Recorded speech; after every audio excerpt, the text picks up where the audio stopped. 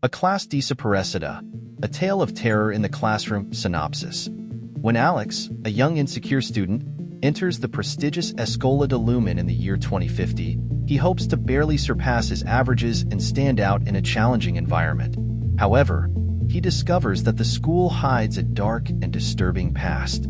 Some began to disappear without leaving traces, and a half-crescent is behind the corridors. Determined to solve the mystery behind these disappearances, Alex joins Marta, an experienced teacher, and Lucas, a former student with a mysterious past. Together, they face ancient enigmas and hidden forces that threaten not only the school, but the safety of everyone who studies there.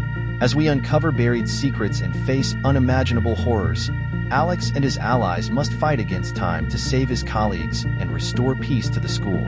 A Classe Desaparecida, a story of terror in the classroom, is a series of suspense and terror that mergulha do not confront between the known and the unknown, revealing the true terror that hides within two walls of the school. Chapter 1. The mystery of the Room 22. The cold wind of the September manhub moved around the yard of the São Vicente Primary School, erecting dry sheets that danced disorderly on the floor.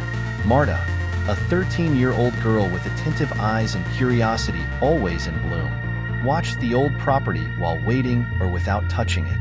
So the school's exposed and enclosed doors hide dark secrets, and the oppressive atmosphere makes the school corridors seem emptier than they really were.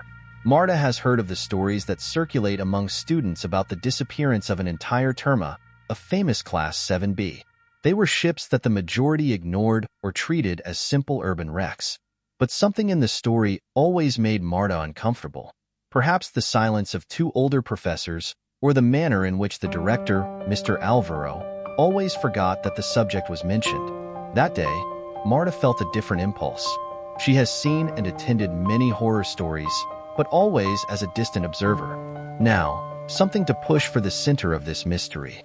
The idea of discovering the truth about Class 7B crew in her mind like a flame that she refused to extinguish. It was like a school, with its mofo-covered walls and cold corridors. It was Chamas. As the signal turned, Marta entered the building, passing through the heavy wooden gates that she ran left-handed. As she walked through the busy corridors, her thoughts were focused on the room that, once completed, was the last to receive the missing woman.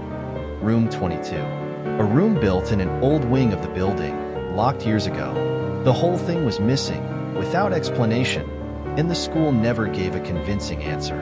Something in the story seemed to be wrong, and Marta decided it was time to find out or what was being hidden. For weeks, she tried to find clues, asking senior officials and students, but the only person who seemed interested in finding out was Dona Vera, a teacher who had worked at the school for more than 3 decades. That same day, when Marta was preventing her from giving up her questions, Dona Vera moved to the non-corridor side, with a worried nose. "Menina, you are digging where you don't have to," said Dona Vera, in a low and rucka voice. "But it is insisted to room 22 is where you should go. But it's not worth it. It never goes so zinho." Marta, fearful as she was, ignored or warned. At the end of the day, in the classrooms, when everyone had finished, she decided to move on. With a key she secretly obtained, she walked to the disabled wing of the school. The corridors there were darker or heavier, and it seemed that the school itself was breathing around it. Stopping in front of the door of room 22, Marta hesitated for a moment. A feeling of discomfort grew in her stomach, but her curiosity was stronger. She turned a key, and a door, which had not been opened in years, gave way with a loud moan. The room was dark in the dark, except for a thin ray of light passing through a breeze on the window. As cartiras estavam cobertas de poeira, io cairo de mofo prienquia oar. The silence was disturbing, almost oppressive, like something invisible while watching Marta's every move. She entered to wander, her steps echoing through the hair of worn-out wood.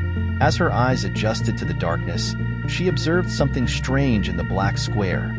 Marks, as if a classroom had suddenly been interrupted. It was impossible to know what was written before, but there was an aura of mystery behind the frame. She moved, feeling cold spine. Suddenly, the door of the room came crashing behind it. Until the next chapter.